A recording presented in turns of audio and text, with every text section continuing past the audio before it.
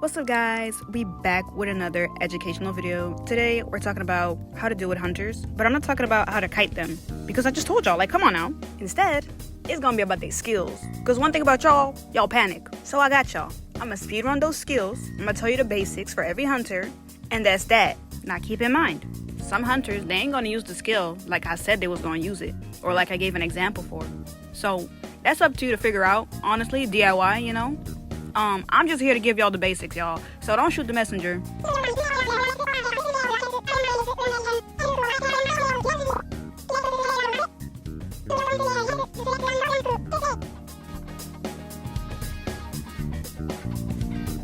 Alright, y'all. I said I wasn't gonna talk about the basics, but I'm gonna talk about the basics, alright? First of all, you got different types of hunters. You got people that are weak to pallet spam, like Hellumber. Like, he doesn't gain anything from you pallet spamming. He can't catch you because he's just so slow at breaking them. And on top of that, he doesn't gain any flames because he relies on either a stun or just chasing you for a long time. Now, secondly, there are hunters that heavily rely on you being in their sight 24/7. For example, somebody like Nightmare. Like, he's trying to do that little spy thing on you. He has to stare at you. Or, for example, Gamekeeper. I don't know what this dude was doing right there. Like, this dude NPC kiting right now. I don't know what she was doing right there, but anyway. He relies on you being in his line of sight because he can't hook you if he can't see you. Then third on the list, you got hunters that are weak to like tight kiting, for example, Geisha or Photo. And you could argue that Photo isn't, but like, boy, don't argue with me because I'm not the one. Anyway, Geisha is though, for sure, 100%, because she can't really dash when you're tight kiting her. Like, yes, she can, but she gonna be in the same place. Come on now. And then fourth, you got hunters that heavily rely on you being near them or just not transitioning at all. For example, something like Naiad, she wants you to drown, right? She wants you to really be drowning in that sour ass pee. But you're just not gonna do that, so you're gonna walk away. For example, Bonbon, he wants to chip you, or Sculptor as well. They want to chip you, right? But they have to see you. They have to be near you to be able to chip you. So if you just keep breaking line of sight, you keep running away from them, keep that distance from them, just away. Like, what are they gonna do if you're gone? If you're zooming past them and you zoom out of the country, how are they gonna catch up to you? They gotta take a plane. Now let me tell y'all something. You can pallet spam any hunter besides really Mad Eyes, because that dude be breaking. That old ass man, I don't know what strength he got in that cane, but he be breaking it so fast. Like, bro, relax. We ain't speedrunning, homie. We is not speedrunning.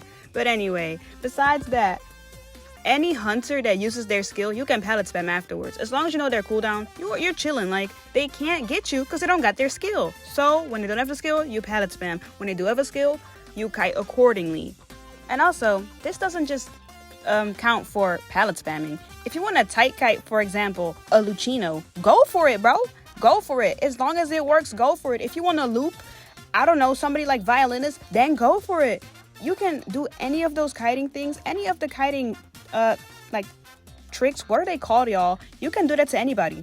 As long as you know how to kite, you good. Like, what? A little skill ain't gonna hurt you. Just, like, don't get hit with a skill and you're fine. Like, come on now. Alright, y'all, only thing you gotta know about this little tricky trick right here is the fact that you're gonna be between him and the red puppet. It's only the red puppet that works. You're gonna be between him. He's gonna teleport to the red puppet. When you're between both of them, he's gonna hit you. So keep your eye on the red puppet and where he is, because if you're between those two, he can get like a little sneaky hit on you. Now right here, Clown, he only has really the dash, and the way you counter the dash is any windows or pallets. Now, Gamekeeper, I mean, he has the hook. Mind you, the hook does damage when he gets first presence, so it does a quarter. Like, it does a little 25%. And besides that, just break line of sight or just juke, like, look behind you when you kite, and you should be totally fine. Don't worry about it. And the traps, I mean, just some areas you should know there's probably gonna trap there. Now, this is where the game gets good, y'all. One thing about Ripper, he gonna walk through any pallet if he has Foggy Blade. Any good Ripper will do this because it's gonna come out if you set him or not. So, like, the way I kite him, I use the pallets way earlier, so I have him, he has to break the pallet. And I break line of sight. Like, you're not gonna see me. If you're gonna do a risky Foggy Blade, you're not hitting it. You're just not. So keep your eyes on Ripper as well, because he will try to like snipe you when you're walking in front of him. And besides that, you should be fine. I mean, besides the fact that he goes invisible during first presence and gets like a speed boost from foggy areas, like, girl, just don't be kiting in the foggy areas, and to be honest, good luck. One thing about Spider, y'all, if you stay in the same area where she has webs, she is gonna be zooming, okay? So one thing about her, do not stay in the same area for too long. If you see those webs building up, just like, girl, it's time to go. Like, it's time to pack the bags and go on vacation again. Use any like strong pallet. She can't just walk around, so she has to stop zooming and break the pallet, and that's when you transition, okay? Keep that in mind. Now, Geisha, my baby girl, if she dashes, she cannot stop her dash. So if Geisha, look, right here, I cannot stop the dash. If I overextend, I cannot stop.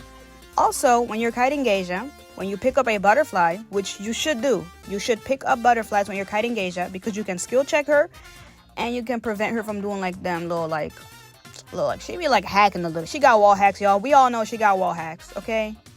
So I'm just saying, be mindful. When she overextends, she cannot turn back. So if she goes to like a butterfly that's way too far, girl, just walk the other way. She look dumb. And besides that, good luck, y'all. Next up, we got Feaster, right? Now, the thing with this dude is the fact that you can kind of like loop his tentacle. Like right here. Watch what this barmaid's about to do, right? If you hug it, like hug it. Look what he's about to do, y'all. That does not connect. That's all you gotta know. Now, here I am staring at this stupid hunter again. Anyway, y'all. When he pulls it back without teleporting 5 seconds, when he teleports with his umbrella, that's a 30-second cooldown. If you didn't know this, now you know. Anyway, let's get to the basics, right?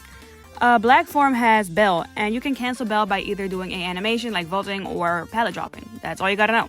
White form has Soul Siphon. If you are Soul Siphoned, you cannot vault, you cannot rescue, you cannot do anything besides use your skill and just run straight. You cannot drop pallets, you cannot do none of that, okay? Remember.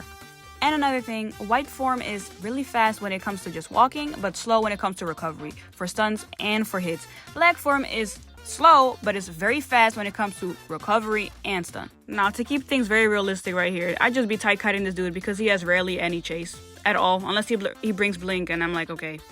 I be tight cutting him, and if you say, oh no, you can't because of the footprints, then that's a skill issue. I don't care. I hate this guy so much, I really do not care. Another thing, y'all, do not be going to photo world. Do not go into photo world in the first round. What are you doing? Get out. What are you doing? We're all gonna take damage regardless. Why are you getting downed in the photo world? In the first, like just decode a cipher and rotate. Come on now. Now this bald old man, y'all. If he's doing the walls, you'll see like the little notification. It's a little box with a little camera in it, just like how they look on this map. You see that? That means he's watching you. So what you want to do is be as unpredictable as possible. Just start running, run straight, then psych. No, I'm not going up. Go left, then go right. Like, come on now, just juke him. Now, his real form is like, girl, he just gets kited. So, only real thing you gotta worry about is them cams. Now, let's speak on Dream Witch, y'all. One thing you want to always do is force leech hits. Right here. I don't know why she vaulted that pallet. She should have forced me to use my leech because then nobody else can get leeched. That's number one. Number two, when you have Patroller on you, I'm gonna show you a clip. Watch this. Watch this. Patroller bites me. Top left is telling me, you have Patroller. I'm like, yeah, sure. The time goes as such. 14, 9, and 4. So I vault. I would like to vault on 15. I would like to throw this paddle down on 10. And I would like to vault again on 5. Because I was a little late the first time. And usually I count it myself. And then it's very accurate. But I was doing it the way you're supposed to do it apparently. And it just kind of confused me. But usually I just count it myself. So that's a neat little trick. 14, 9, and 4 is when he slows you down. So you can interact with anything and it will stop. That's how you deal with Patroller Dream Witch. And other than that, force leech hits always. If you're gonna die, force the leech to hit you, and that's all you gotta know, girl. Now let me tell you how this dude fireballs work, right? It's souls, whatever. I call it fireball, you call it soul, and we don't care. So, you will only get it if you leave the corrupted area. So if you break the tree, then there's no corruption, then you can leave, you get no souls. If you stay in the area, you will not get any souls on you.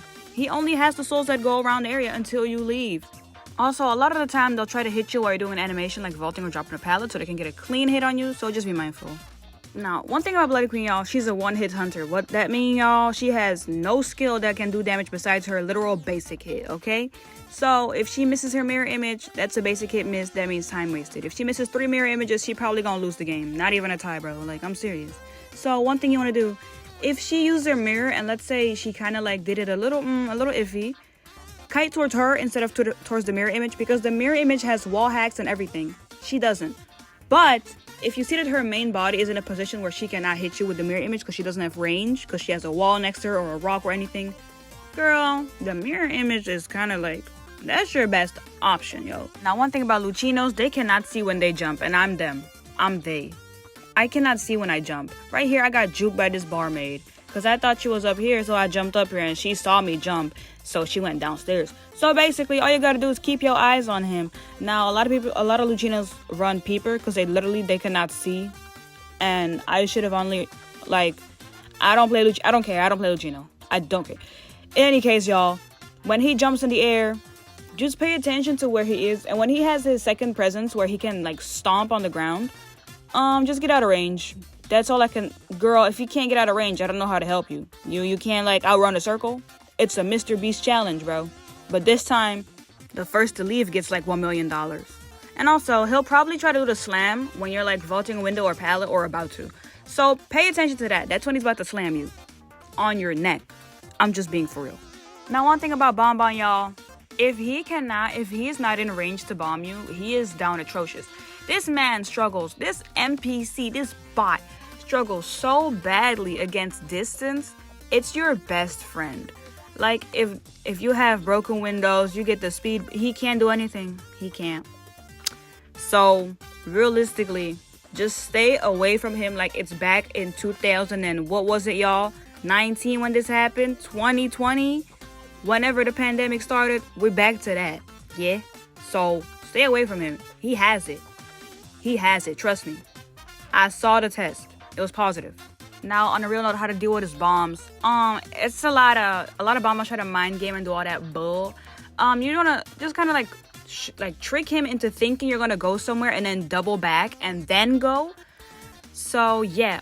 Now for ants, cats, I mean, if they land on you, your best bet is to make a lot of distance. If you have broken windows, that's amazing. You get a speed boost when you vault. If you can even make it, that's the first part. If you can even make it. And then, I mean, to juke the cats, it depends on the on. Sometimes the on is like really patient. And even if you like keep running straight or back, like they'll kind of like no. Sometimes the ant is impatient and you keep running and they don't hit it. And sometimes the ant is just like, she just like built like God or Jesus or something. Like, I don't know. She just be doing stuff like, girl, huh? Like, how are you reading my body language? Like, that's weird. As for the homie with the violin, he is all about predicting your movements. Right here, I use my violin notes a little early because she's gonna vault this window. I knew that. So I should have waited until she vaults the window so that she's in an animation so I have a clear shot of hitting her. That's exactly how violinists play, y'all. They'll put a note on one side of the window or pallet and they're gonna wait for you to either vault or take a different route and probably get basic hit. And if you take the window or pallet, you're gonna get a note up in your business. Like, it's gonna hit you. I can't help you. Now, besides that, he also has this piano, that little stupid ass little thing he be doing. It basically goes opposite of where he's standing. So just note that. And I mean, yeah, you just gotta walk out the range or stand between the little piano lines, the ones that are not glowing. Sculptor has that same problem that Bonbon does. If you are too far from her or if she does not see you, she can't really do nothing to you. She can assume where you are, yeah, but that don't mean it's gonna hit, homie. Like, that don't mean it's gonna hit. So again, we're going against the Sculptor of Bonbon. Get distance on them, honestly. The distance, like, it'd really be doing it to them. Like, it'd be doing a number. Like, I'd be like, dang, like. Also, you want to kite Sculptor in the open because her statues, like, they chip you only when you hit something. So when you're, like, squished, right? You can't get squished in the open unless you're between both of them. And if you somehow manage to do that, I mean, GG, well played. I don't know how you did it, honestly, but good job. That deserves an award. And I'm not even being sarcastic. That's like actually like, how does that happen? I don't get it. But y'all, no, I mean, yeah, I do. It happens. It happens, y'all. Actually, no, I get it now. It happens. I already got it, but it's okay. Anyway, y'all, you want to kite her in the open because she useless. Force the basic hits. Against chip hunters, you usually do always want to force basic hits. But yeah, sometimes you get chipped. It is what it is. Sometimes you go down. And when she has max presence, that means her statues combine and become like that darker one that like zooms, like it's like after you. Just juke to the side. Literally just walk to the side and it will go right past you. And you'll be like, damn, where you going? It's a fast one. So you're gonna be looking a little shocked for a second, and she's gonna be like, bro, why did you just juke that? So good luck with that. Now, one thing you gotta know about this dude, if you have any spikes on you, you will see them in the top right on your character. You have a spike on you. That means he can stun you with the trap. Otherwise, you will be slowed by the trap. And then another thing, if he has snap, which is like that little finger snap he does, literally, whatever amount of spikes you have, that's the amount of chips you'll take. I already talked about Undead before. My point still stands. Windows busted. Any walls busted. But if you want to deal with his skills, specifically his dashes, I mean, you can just like just kind of like walk to the side sometimes. You can just literally walk to the side, and what is he gonna do? Or if he has like the slam, you just walk out of range. And sometimes you can kind of assume when he's about to do it, because you'll probably be tight kiting him or looping him, and he gets fed up. And he just like uses it out of anger. So that. And then another thing, when he has 50% energy, last time I said when his hands are glowing blue, but some skins make it so his hand glows like red or something. So whenever his hands are glowing, that means like he can't get pallet stunned, and he also breaks pallets with one swing, with a normal basic swing. Okay, so pay attention to that. And besides that, he doesn't really have much going for him besides when he's at 50 energy, because his skills get a little boost to them. But like, girl, he'll be fine. Okay, for this one, I will not be speedrunning though, because a lot of people were genuinely wondering how to kite Naiad. So no speedrunning, like actual like some pro tips. Naiad will throw her harpoon in the way that she wants you to run, because she cannot complete a full loop unless she makes a circle. So that means if you go towards her harpoon, she can't make a circle because she has to follow after you, right? But the thing is, they're not dumb. They'll throw their harpoon somewhere that's really bad of an area, like a really bad area. Just so if you go there, you have nothing to like kite with, no pallets, nothing. And then another thing, like sometimes it's totally fine to take a water hit. Like sometimes you can just be drowning in piss, girl. Like you're not gonna die. Like it's a little disgusting, but you'll be fine, right?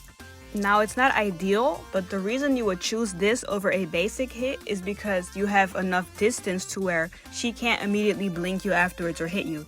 You're just so far from her that you would rather take the water hit and then the speed boost out of there than giving her the basic hit and still almost being on the verge of drowning, right? With Naiad, it's also all about leaving the area. You can't just stay in the same area, y'all. And of course, yeah, you're gonna probably die early because, you know, it happens. It just happens. I understand. Now, I wouldn't let it happen to me, though. Hey, it never happens to me, though. Y'all stay safe. But I'm just saying, it can happen, y'all. It has happened before. You know, it's totally fine. When Naiad gets her first presence, she gets that dash. Guys, look behind you, please.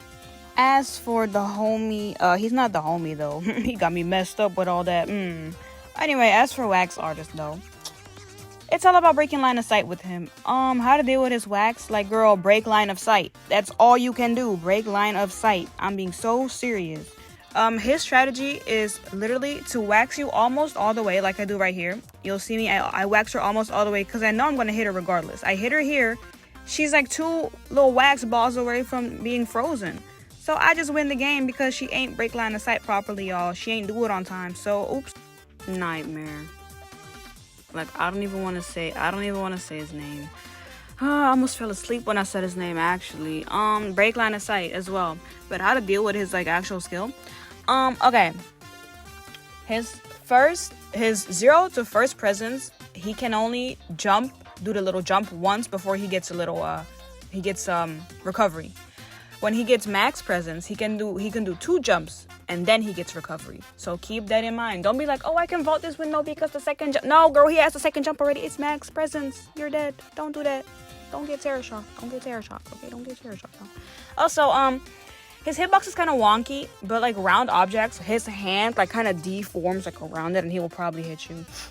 Have to deal with the crow. I mean, if it's like on a cipher and you get the crow on you, just go near a pallet or a window. So if he teleports, you get a speed boost. Or if you don't get a speed boost, then you just fall and you have distance.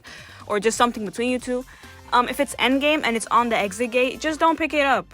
Or if you already used teleport, pick it up and bring it to somewhere so that if he gets it back, he can go to the gates.